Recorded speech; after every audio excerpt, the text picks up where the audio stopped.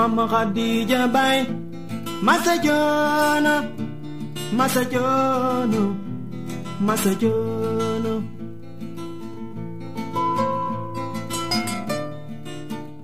Man damay liggéey pizzeria spécialiste pizzeria lay def maa ngi fii laa nekk waaw muy tudd Turkish Lahmacun.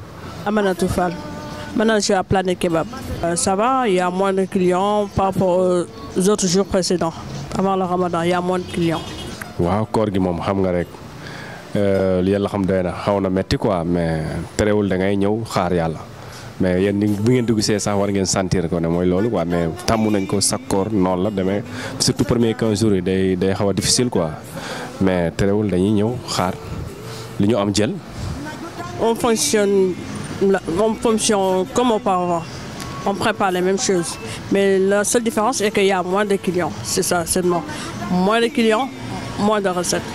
non du mënoon nekk même chose parce que fekkoon fii du nekkuñu koor heure bii nii ak élèves yi ni ñuy wàccee dañu fekk ñu ngi def activité comme ni mu ko waree mais instant yi nii mooy loolu élèves yi sax dafay am ñuy woor instant yi mooy loolu gisuñu leen bu fekkee nekkul koor instant yi day fekk ñuy def activité normale.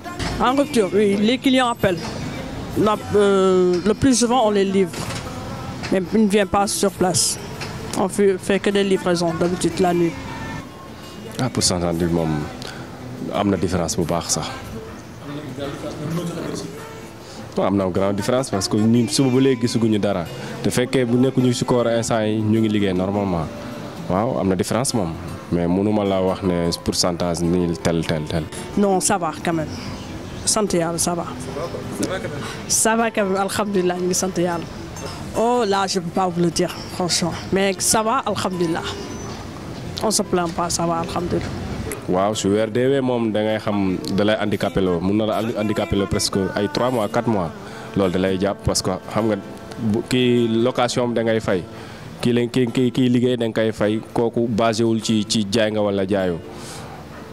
Il y a aussi des autres comme facture de cité affaire yooyu noonu yooyu yëpp ci la yooyu moom da nga koy fay loolu da lay handicapé loo.